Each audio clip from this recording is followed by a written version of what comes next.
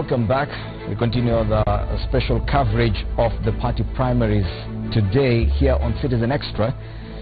Now, reporters are in a number of counties. Jubilee Party is conducting its party primaries in Bomet, Nandi, Elgeyo Marakwet, Kirinyaga and Baringo counties today. ODM Party is doing the same in Migori and Homa Bay. And Wiper Party is conducting its primaries in Kitui. In a short while, we'll be joining our reporters. We have Jackie Maribe live from the Jubilee Party headquarters here in Pangani, Nairobi. And also Stephen Leto, who will be giving us an update from Bomet County. Bomet County, of course, is another hotspot for the Jubilee Party. Yes, let's start off with Jackie Maribe from the Jubilee Party headquarters. Very good. Yes, it's just about an hour to the afternoon, so still good morning, Jackie. What can you tell us from the Jubilee Party headquarters?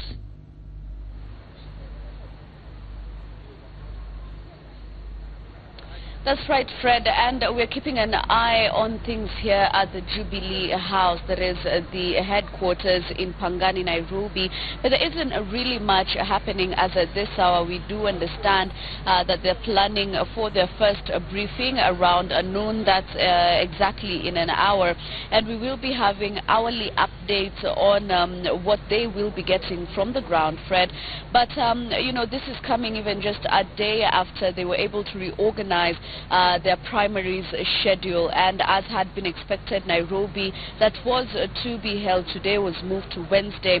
And today, therefore, we will be focusing on matters in Kirinyaga, Bomet, and Nandi, Elgeyo Marakwet, even as, you know, my colleagues who are on the ground continue to give us the coverage from there. We will be getting the latest official updates as regards the primaries and how they are taking course from here.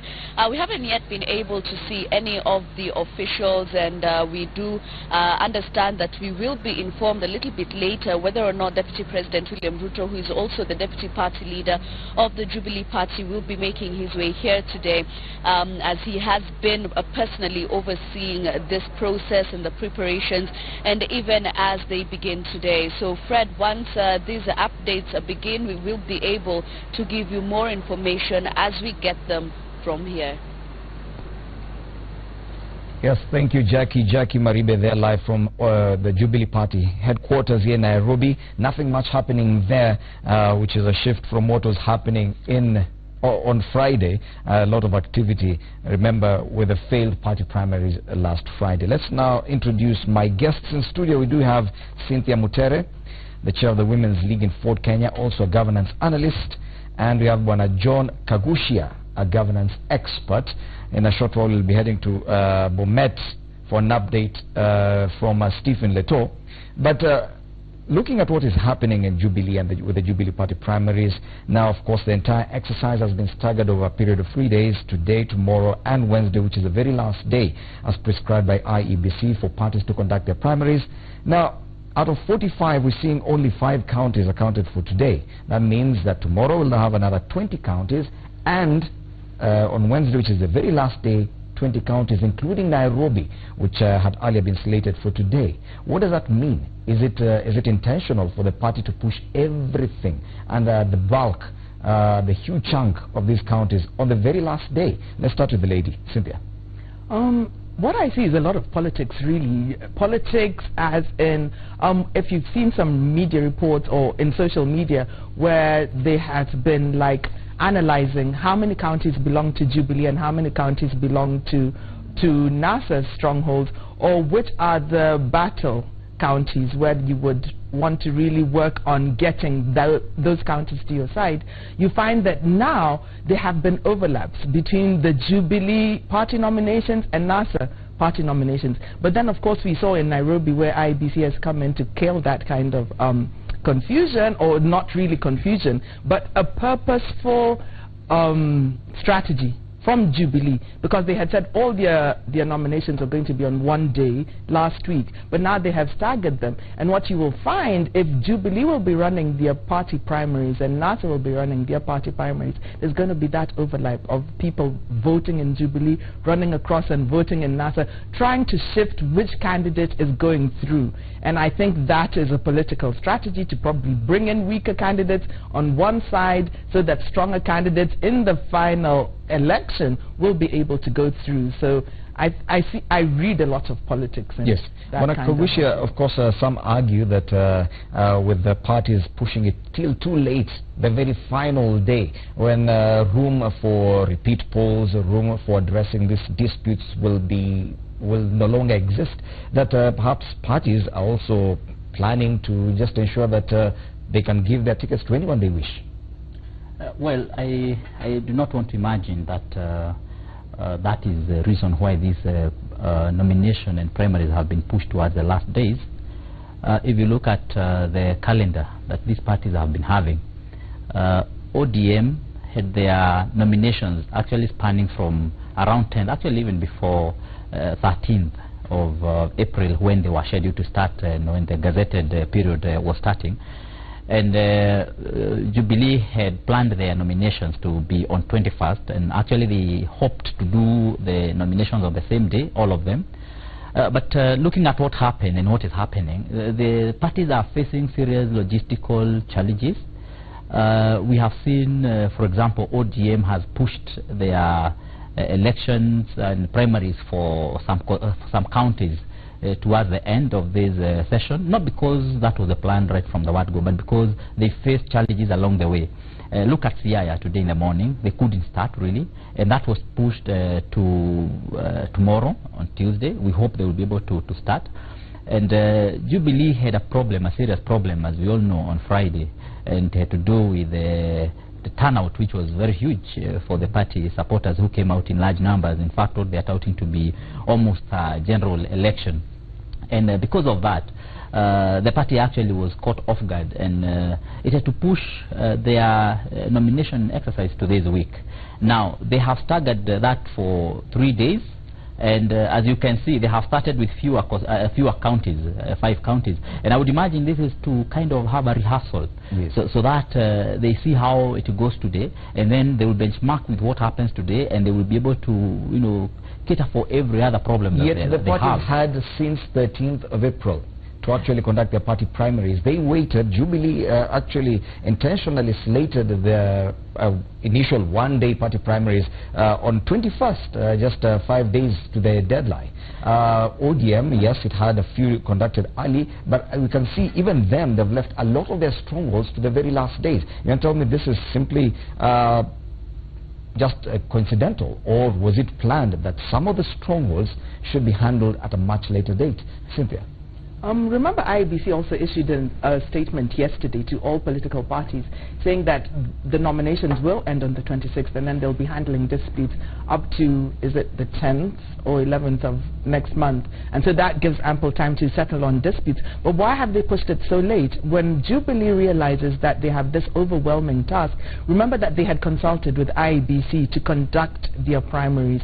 And I suppose from those meetings, they felt that they could handle it all in one day. But of course, we see what happened on Friday, and so they've staggered it over 3 days. To do a pilot on Monday and expect to do better on Tuesday and Wednesday with 20 counties on, and the rest of them coming in the next week, definitely it's going to be marred with a lot of challenges, as we have seen. When you have your supporters all coming out, you see that, I mean, this is a do or die for many aspirants, especially in strongholds. It's really a do or die. So we are bound to see, like, people probably asking for more time.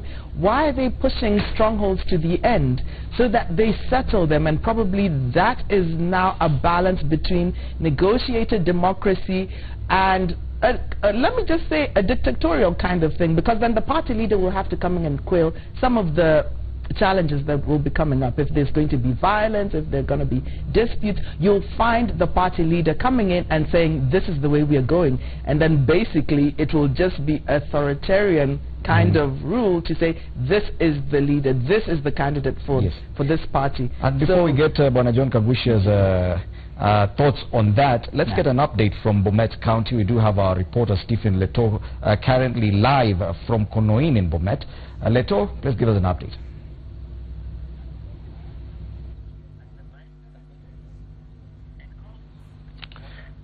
Well, Freddie, indeed, we are coming to you live from Konoin constituency in Bomet County, particularly in Ngerit Primary School, where Julius Kones, one of the gubernatorial aspirants, is supposed to cast his ballot. But we have witnessed a low-key turnout, especially here in Konoin. But all the same, Freddie, voting is underway in over 500 polling stations dotted across Bomet County. And so we are keeping a spot check on each and every polling station. In Marmaret polling stations, for instance, there were some pre-marked ballot boxes that were confiscated by police officers still here in Bomet County, but we managed to speak to the returning officer of that particular station who confirmed to us that those ballot papers were those that were used on Friday, but it is still unclear how they got themselves their way into Marmaret polling station for today's exercise. Remember, there is a difference in balloting in terms of color,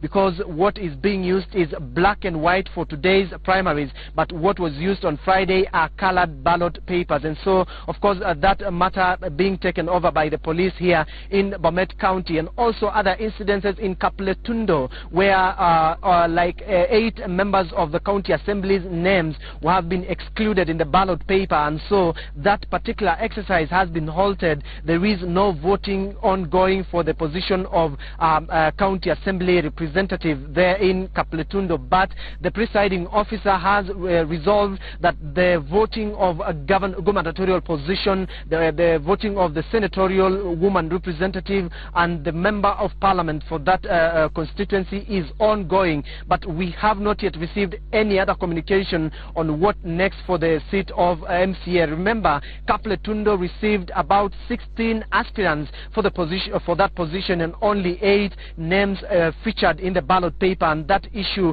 almost brought tension in that ward, but that issue was resolved, and what is being waited for is a communication from Nairobi on what next for that matter. And so we are continuing traversing the expansive county of Bomet. Remember, 5 constituency, all being contested for by several aspirants, and so that is where we are heading to now, is Bomet, Sotik, where Deputy Speaker of the National Assembly, Joyce Laboso, is expected to cast a ballot minutes after 11 a.m. And so we want also to get some comments from her on what she thinks about the ongoing process in terms of security of the ballot papers and ballot boxes. Remember, yesterday she raised an alarm over reports of pre-marked ballot papers on her disadvantage, and so reports that were dismissed by her competitors in this race for governor. And so that is what the comments we would want to hear from her, especially after the ballot papers that were marked were confiscated this morning in Marmaret polling station. And so from where we are now, Julius Kones is expected to cast his ballot here, and like I mentioned to you earlier, there is witnessed a low-key turnout of voters here in this particular constituency, probably being being triggered by the events of Friday. But all the same, the exercise is ongoing. Several polling stations, over 500 dotted here in Bomet County. We are still trying to keep a check, trying to find some agents of several aspirants, whether they are interested in this particular exercise. But interestingly, Freddie, the exercise kicked off very early, as 6 a.m. and so we are expecting after 3 p.m. this process will be gearing to its home stretch, and so by 5 o'clock then we are not expecting several polling stations to be still conducting the party primaries or to be still casting the ballots. And so it's an exercise that we intend, or maybe we look forward that by 5 o'clock counting will have started in several other polling stations that do not have a high voter turnout. Remember, this is one of the strongholds that is of key interest, especially for the position of governor, with the Jubilee Party interested to take control of the politics of Bomet County, with having its point man being the governor of this county, who will then face off with Chama cha Mashinani aspirant for this seat, that is incumbent Governor Isaac Ruto. And so we are keeping on the tabs, we are keeping an eye on everything that is unfolding here in the county of Bomet, so that to check, just to keep you updated on everything that will be happening in terms of security and all the preparedness and the ongoing process of voting. Freddie. Thank you, Leto. Stephen Leto there live from Konoin in Bomet County. which is one of the 5 counties where Jubilee is carrying out its party primaries today. The others being Nandi, Elgeyo Marakwet, Kirinyaga, and Baringo. Of course, we'll keep checking up with the reporters in those counties for an update. We also do understand there's some activity at Orange House. We'll bring you that later. I understand we lost that connection. We'll bring you that later. But back in studio, we continued our discussions with Cynthia Mutere and John Kagushia. And of course, John, this issue where parties have decided to push party primaries for their strongholds to almost the very last day, including ODM. It conducted a few on the first day, like Taita Taveta, but you can see areas like Migori, Siaya, Homa Bay are all being conducted on the last 3 days. Is that strategic? Yeah, one of the things you notice is that the parties have been operating on a very tight schedule. And once you're looking at the issue of party primaries, you cannot look at that in the isolation of the whole program. You have to look at where we started in terms of collating together the members register and also handing it in to the IEBC by, I think, 19th of March. And also you have to look at all the other activities that preceded the issue of party primaries. And for that reason, a lot of candidates actually did not have the through way to start their campaigns. And it is only after 13th, when now the nominations were supposed to begin, when we see candidates now from different parties actually going to do their nomination campaigns. And when I look at how the 2 different parties have done their nomination process or their primaries, you realize that Jubilee they fixed their nominations on 21st.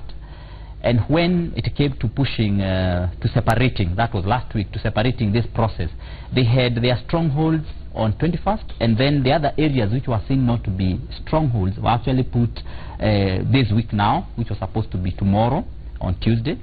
And that is unlike the ODM party, whereby they started with the areas where they were not necessarily very strong, and then most of their strongholds were actually put in the last week. So I don't know, could be different parties. That is where we expect a lot of these disputes, because when it comes to Jubilee, for example, you look at some of the counties that have been slated for the very last day, include Meru, Tharaka Nithi, Nairobi itself, Nakuru, Nyandarua, Nyeri, and Laikipia. Now this is where we expect a lot of disputes. Yet you decide as a party to carry out the party primaries on the very last day.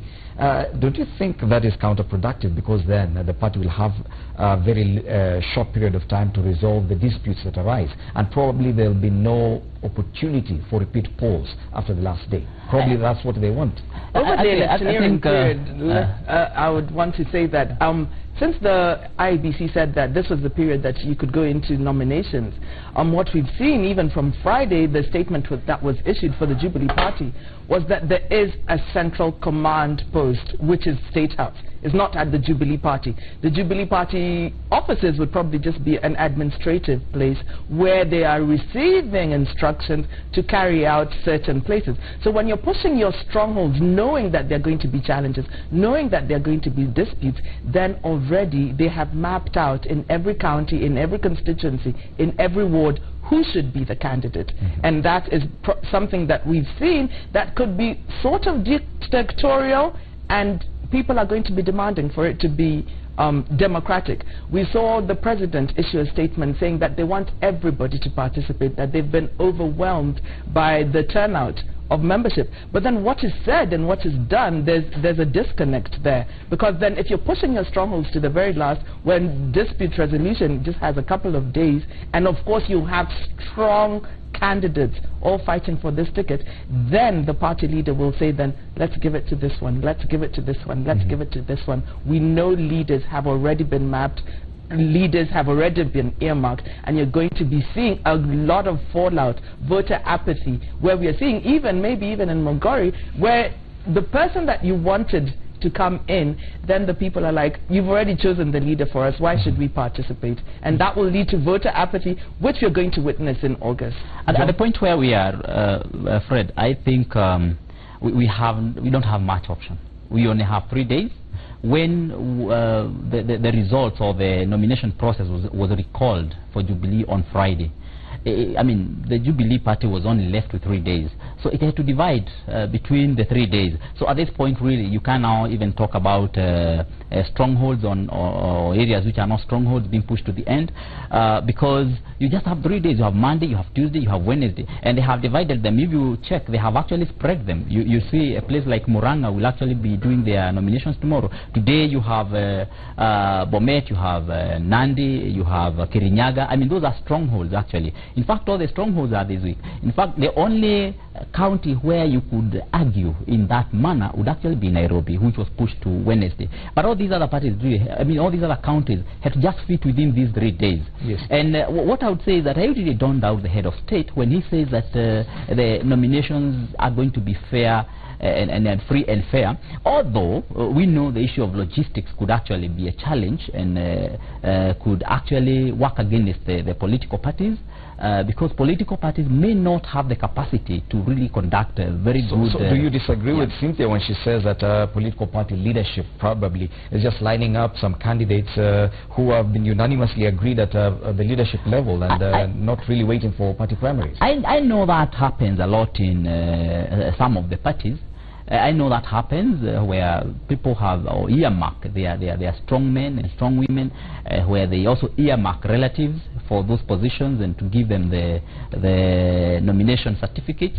But the way I have seen it going in Jubilee Party, when I observe, I know there's a lot of complaints when people perceive, especially in some areas, that there are some people who may be favored. And especially we saw this happening last week when ballot papers were not enough, especially in some areas. When you look at Rift Valley and you look at Central Kenya, the response was a bit different because in Rift Valley, where I think the leaders there and aspirants there may be perceiving like the deputy president could be having a hand or maybe having some preferred candidates, when the nomination process started in the morning and they realized that they did not have enough voting materials, they boycotted the election. So you find that almost all the Rift Valley counties flopped in the morning. Unlike in Central Kenya, where most of the aspirants may have felt that the president did not have any hand in the nomination process. And so any person who was found trying to do irregular activities and rigging was seen to be doing that from their own personal capacity, but not from the head of state. And that's why you see they were able to pull through up to the almost last minute. Some of them actually were surprised. Some people are being removed from the queues. Now, it took a bit of time for Rift Valley to realize it was not only in Rift Valley that they did not have enough ballot papers or voting materials. They realized even in Central Kenya or across board, the party had only accounted, or rather they had printed 50% of the voters based on the historical issues. And so for that reason, even the Rift Valley now may have realized that actually there may be no one behind or planning to rig through inadequate materials. And the fact that they recalled the whole exercise and now they printed enough ballots and enough materials, that means that the party actually could be committed to a fair process, or at least near fair process.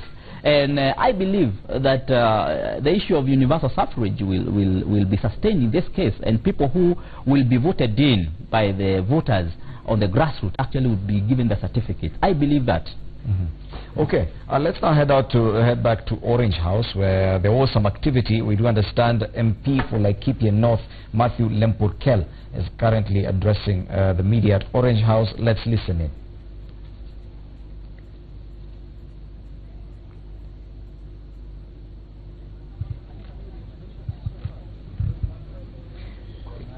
Yes, I'm not happy at all. Because if you mean determined, why do you keep them? That's counting. Yes, as we continue to sort out the sound issues there, because currently we cannot listen, we cannot hear what MP Matthew Lempurkel is saying. Let's continue the discussions back in studio. Now, Cynthia and John, of course, Nairobi is perhaps one of the biggest problems for Jubilee, and initially it had been slated for today. Eventually it was taken, well, after a few minutes it was taken to Tuesday. Now eventually, now they've settled on Wednesday, the very last day. There are so many issues that come into play here. One is that IBC said Nairobi for Tuesday, is reserved rather for ODM. Now, Jubilee has no choice but to carry out its party primaries in Nairobi on Wednesday. Don't you foresee a problem? And was it really necessary to have to leave Nairobi out until the last day? Shouldn't they have just gone ahead and conducted their party primaries today on Monday? And what issues do you think informed that decision, Cynthia? A lot of politics.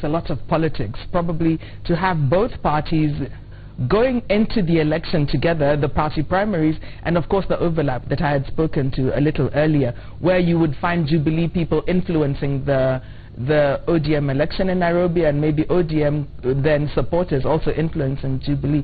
But then there's also room for consensus, because remember, in the Jubilee party there's that whole question on who will be the governor, and they've been trying to kind of build consensus around that with Peter Kenneth and Mike Sonko and Wanjiru, and all of them have taken their stand and saying there is no room for consensus.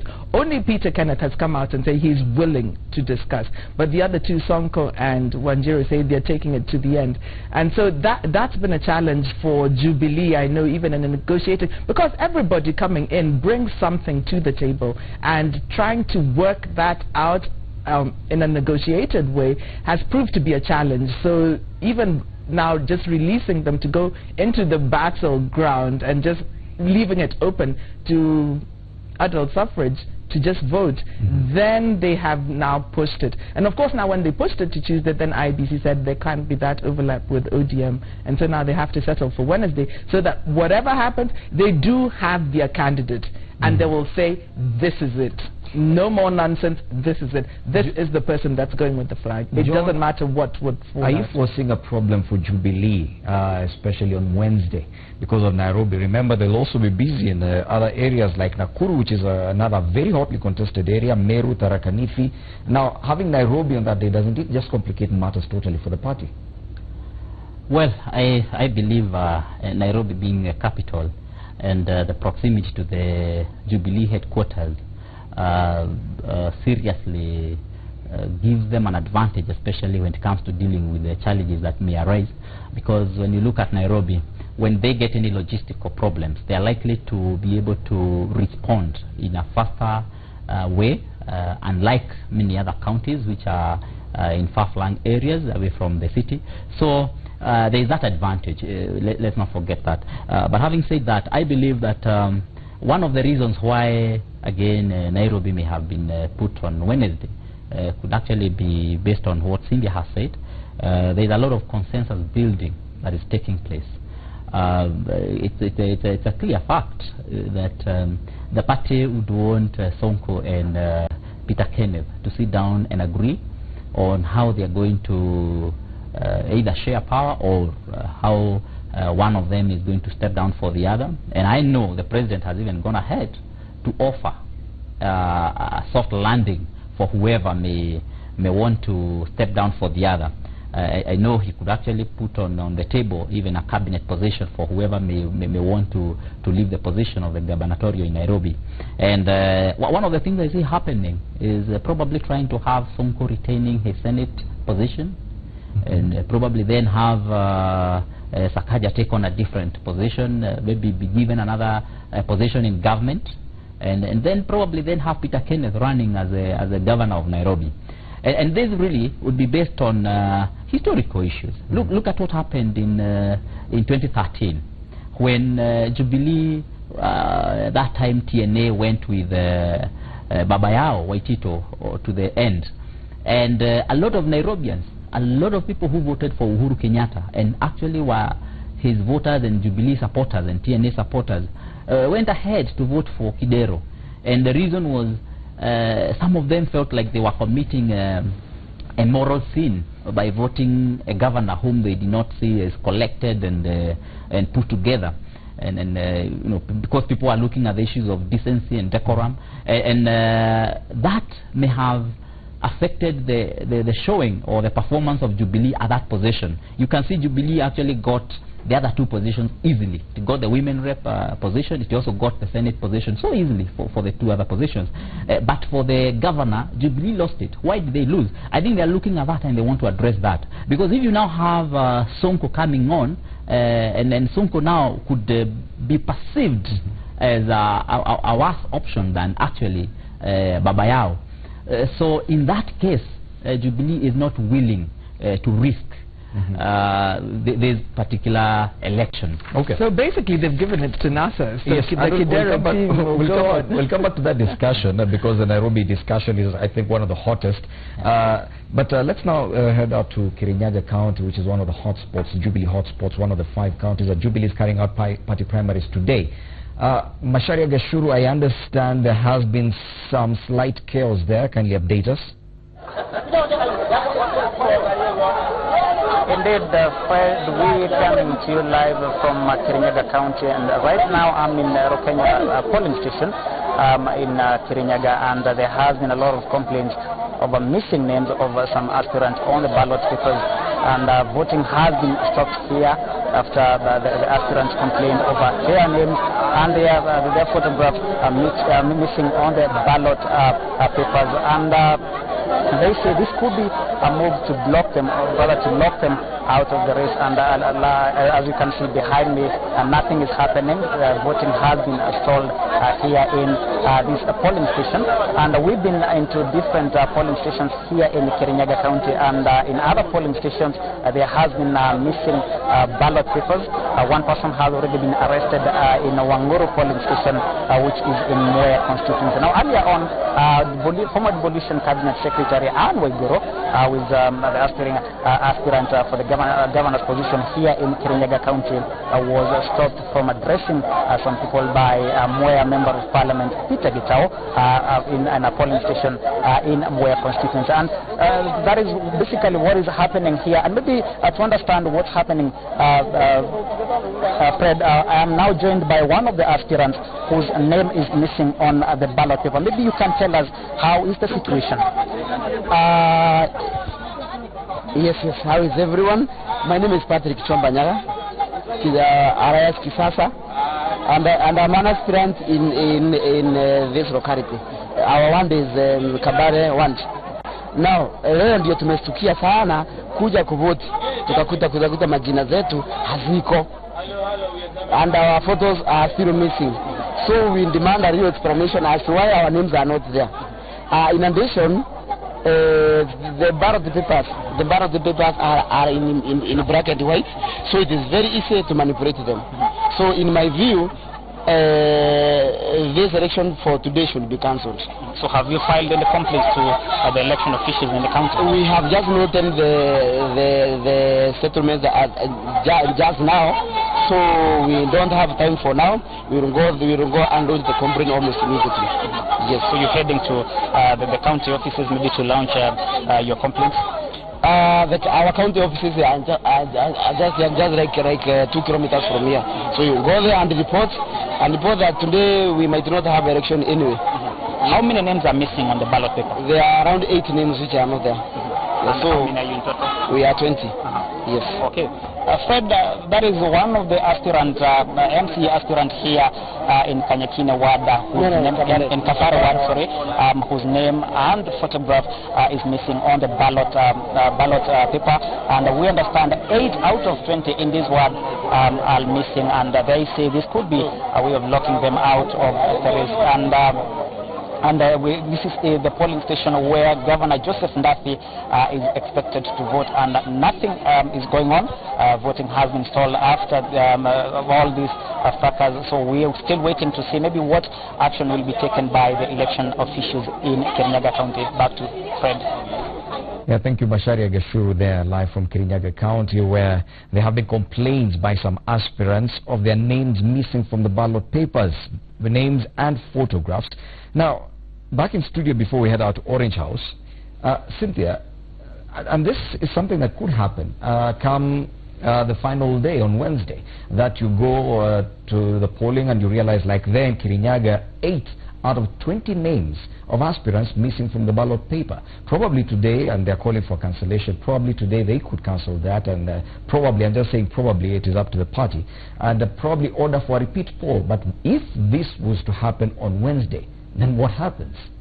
I think this is strategic for the political parties. Many have had, in almost all the primaries, everywhere you have found these complaints. No ballot boxes, no ballot papers, some names missing. I think some of them are actually deliberate from the National Election Board because they had all this data. They had pushed it. Actually, they didn't even stagger it. They said on the 21st, they had enough time to verify the ballots, to see that every single aspirant is on that ballot paper, at least when the party headquarters received it. And when you find that they're missing and you still let the exercise go, then there's something sinister going on. You're going to find that happening tomorrow as well as on Wednesday, and then you're just going to say, no, we're not cancelling. This is going on because we only have 2 more days. Whatever comes up will then be resolved in the dispute resolution. Maybe the party might agree to give you some rebate or something, but it's done for you. It's really done for you. And that was part of the strategy of even keeping it up to the last minute, so that there is control from the central command once again to say, this is the way we're going. And then there's like, we've been overwhelmed by this, we are under-prepared for this, and just using all that eloquence to explain that actually this is our person in this area, which is really a pity. We're seeing that Anne Waiguru is not allowed to even speak in this place. Jubilee is not even considering Margaret Wanjiru. What is the place of women in all these primaries? And I'm beginning to see it in all political parties, not only in Jubilee but also in NASA, where the women are actually being left behind. And when we have failed in legislation to pass the 2/3 and it has been left to political parties to pass it, then it's a challenge. Everyone seems to be left behind. If a member of parliament of this constituency, you had not even built that rapport, that if you were saying something he'd let you do that, you're finding him coming to stop you speaking to the people, because this is a party primary, and really you can just say, hello supporters, thank you so much for standing in line for me. Really, it just shows that softer side of a woman, like, thank you so much for coming, just stand in line, we're going to be over with this. And the member of parliament is telling you, you can't speak to anyone here. And that's going to be a challenge, to see women coming through in these party primaries. John Kagushia, of course, the same issue of missing ballot paper, missing names and missing photos from the ballot papers.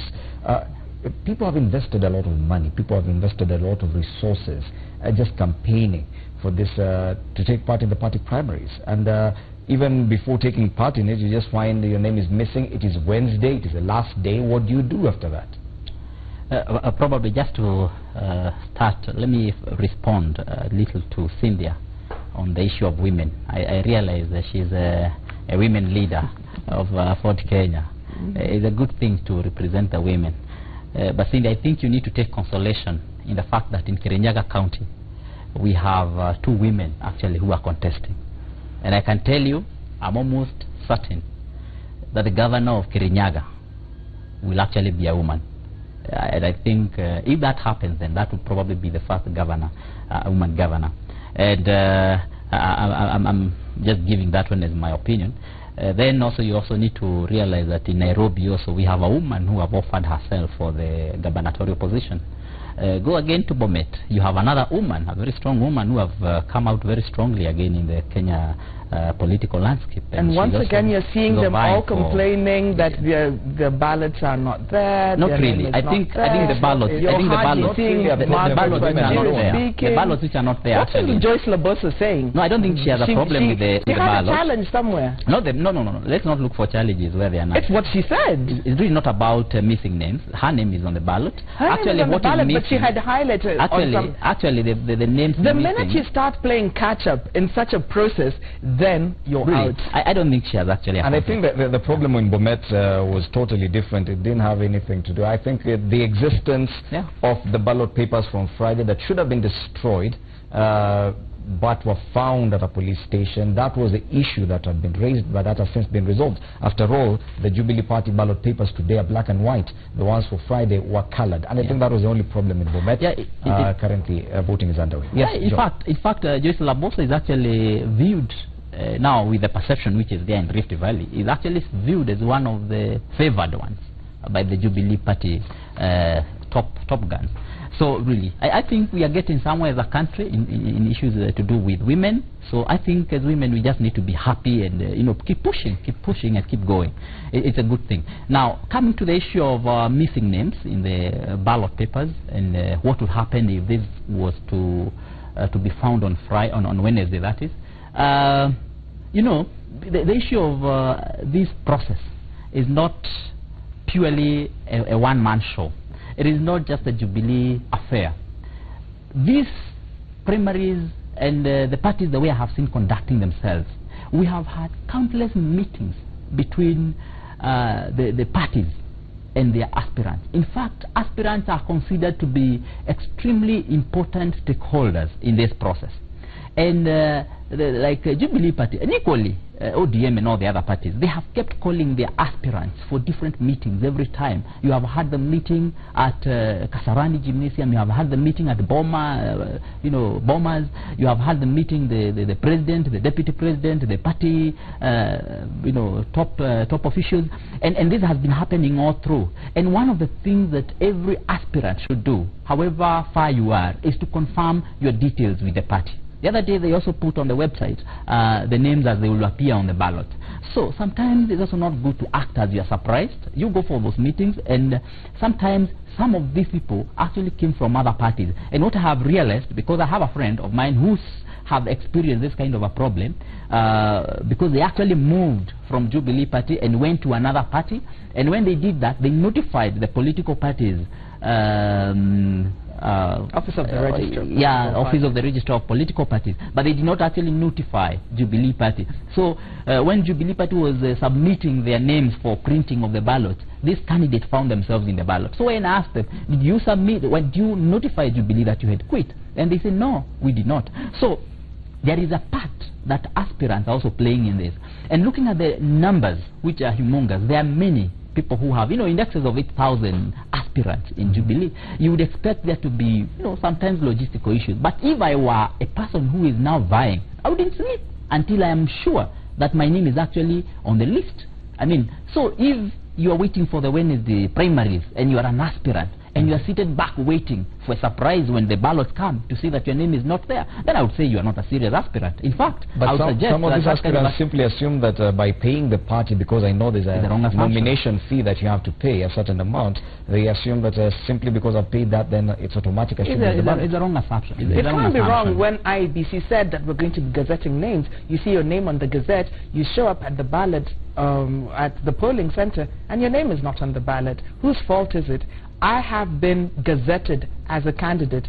I am sure that that register has come back to the political party. The political party has had all this time to verify that all these gazetted aspirants are on ballot papers. You show up at the polling center, your name is not on it. How do you blame? And it's Wednesday. Then what happens? Because it cannot be a repeat poll.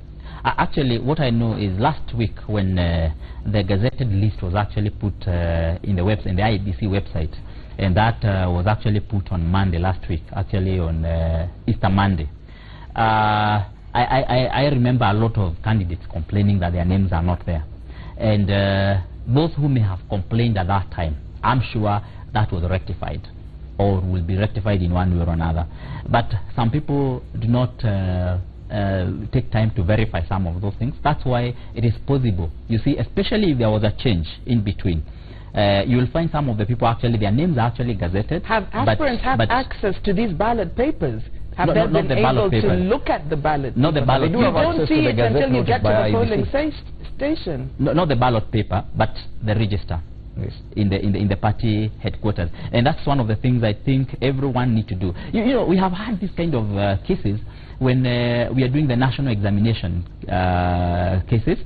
You have seen when NEC is issuing examinations, at the day when the students are taking on their examinations, you have had students who are denied sitting their exams, reason being they were not registered. And can you imagine, the registration was done early in the year, and only the last day when the exams are being done, that's when a school realizes, even the parents realizes that their students were not registered. And now, those have been cases of dubious private schools that actually do not submit these monies to the national election. Cynthia, are you suggesting that parties could be dubious enough to actually fail to include some names of aspirants on the ballot paper? Yes, yes. And therefore I've said this whole time there's been mapping going on, they've been testing, they're getting NSIS reports on who is the strongest on the ground. And so these reports are also influencing some of the decisions that party leaders are actually making. This is how political parties play. And this is the politics in political parties. Their interests in there. So when they come, of course they open it up to the general public. You can all come in, you can all be aspirants, but you can't just take it at face value. That's a facade. You need to know what's at play in this place. And usually the astute politicians, or if you've been in politics for quite a while, then you would know how to play that game. I do not hold a brief for political parties. Yes. But again, I am emphasizing on a very simple concept: responsibility. On the part of the aspirants as well. Yeah. Yes. Let's hold it there for a moment. We need to get an update from Orange House. Patrick Igunza is there. I do understand there's an update from Orange House.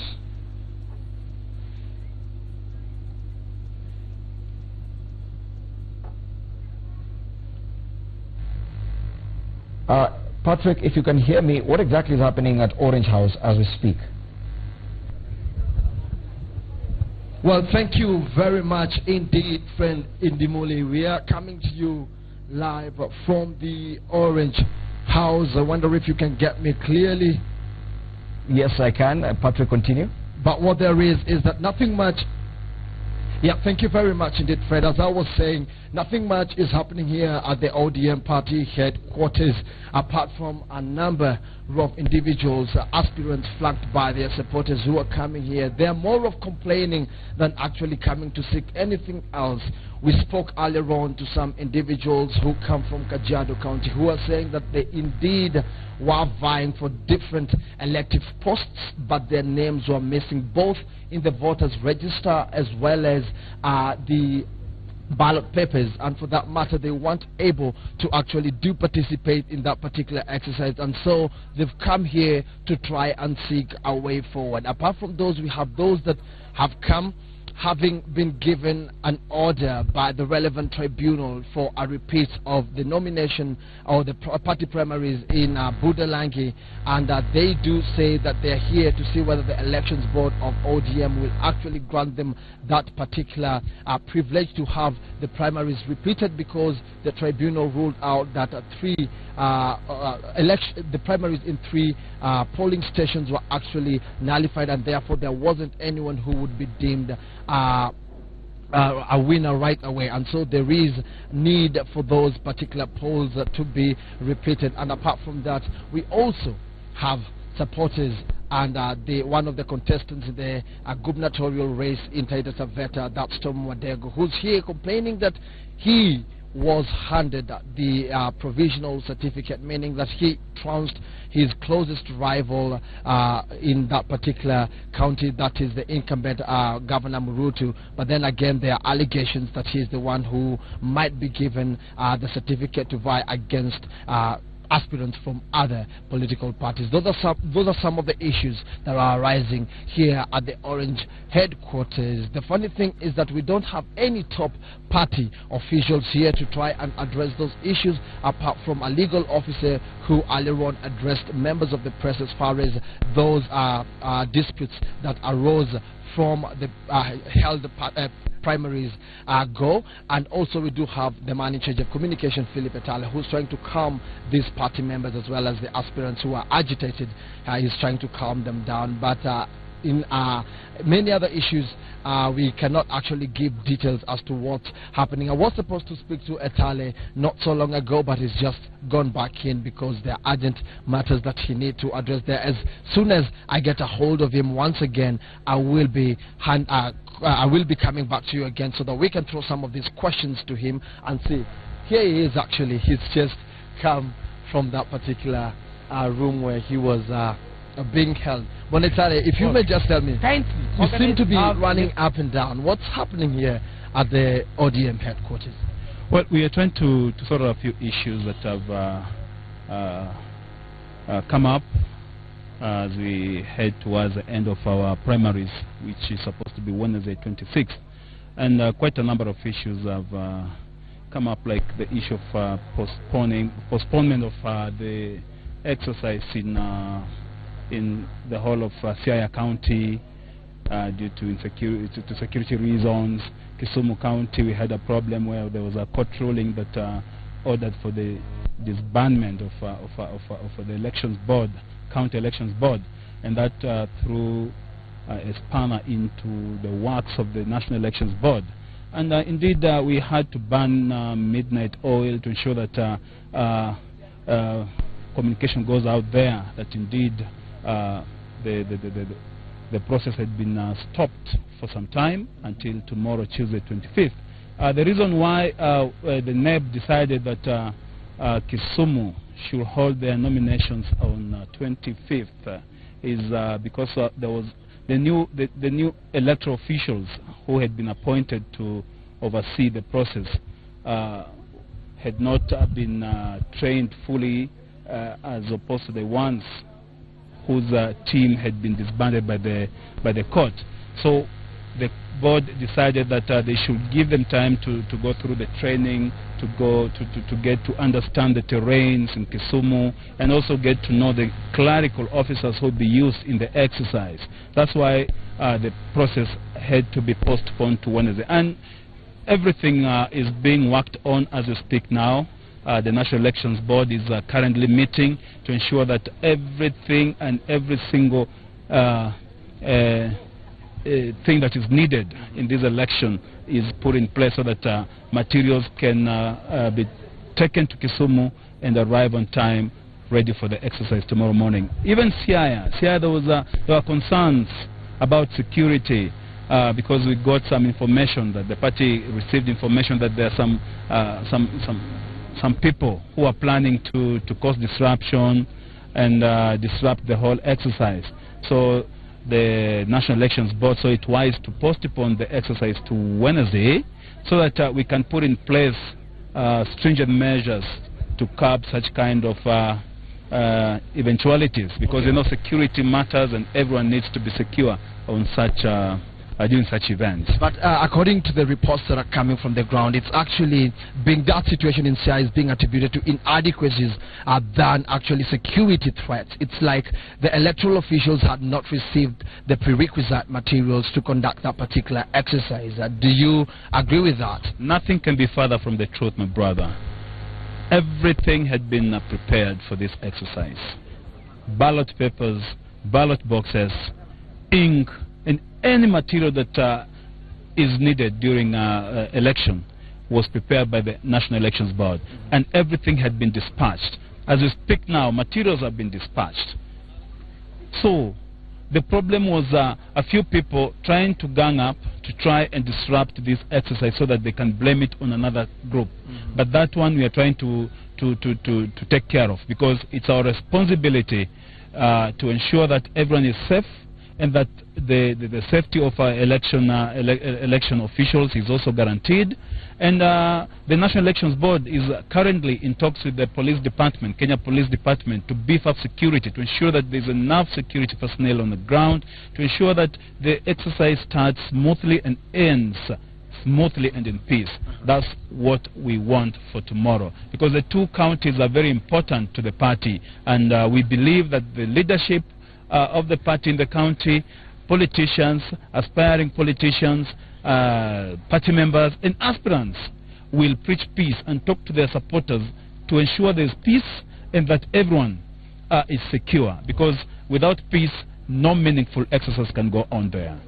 And also we also have some repeat exercises that the National Elections Board has ordered in some areas, and perhaps this report that I'm receiving now, we have a repeat exercise in Gombato Bongwe ward in Kwale County, that is in Sambweni constituency, where there was a problem yesterday during the exercise on Saturday, and it couldn't be held.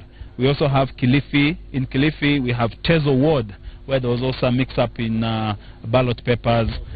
Some people's names are missing, so it will be repeated on Wednesday. And a few polling stations in Mombasa.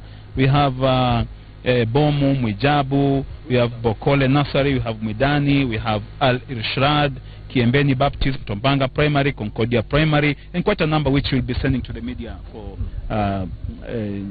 subsequent. Thank you. As we wind up, perhaps you're saying that there were security concerns. Has there been any arrest made so far? And what was your party doing? Because they know Siaya, Kisumu, these are quite highly tensed areas. Were you not prepared enough to ensure that security apparatus are in place? And also, after you realized that there were those threats, any arrests that have been made in collaboration with the relevant authorities? You know, you cannot arrest someone on assumption. We have to carry out investigations to confirm those assumptions, you know. And what we know, what we were told is that that's intelligence information that we received.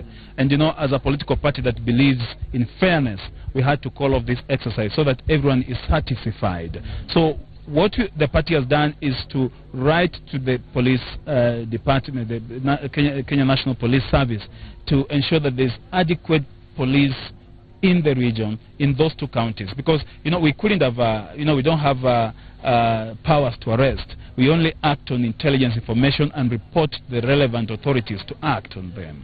So what we have done is just to ensure that we have enough security personnel in place to ensure that the safety of the election materials. There's also safety of the electoral election officials, and also aspirants and the members who are taking part in the exercise. What matters is security for everyone and anybody who is involved in this process. Okay, and of course fair and free elections. Definitely to be fair, free and open, and nobody will go home worried that indeed there was favoritism. Nobody is being favored by the party, and as you can see, the party leadership is not involved in this thing. It's only the National Elections Board that is calling shots. Anything that happens is the National Elections Board, because it's the responsibility of the National Elections Board to ensure that the exercise starts well and ends in peace. Thank you very much indeed. That's Philip Etale, the man in charge of communication here. He's the one running the show today, not top party officials actually are present here. And he's rightly put it that they believe in fair and free elections. But already we do have quite a number of aspirants who are agitated. They are blaming it on unfair games being played. How perhaps this particular party will be able to ensure everyone is satisfied with the results of these primaries is something that only time will tell. But for now, I'll have to toss it over back to Indimuli for the rest of the broadcast. Yes, thank you, Patrick Egunza there, live from Orange House. That's the ODM party headquarters here in Nairobi, of course, giving us an update from that point. At this point, we'd like to wrap up our session this morning and probably just thank my analysts this morning, Cynthia Mutere, governance analyst, also the chair of the Women's League in Fort Kenya, and John Kagushia, governance expert. A special coverage of party primaries continues. In the next hour, the Swahili team will be taking over. From me, it's good afternoon. My name is Freddy Ndimuli.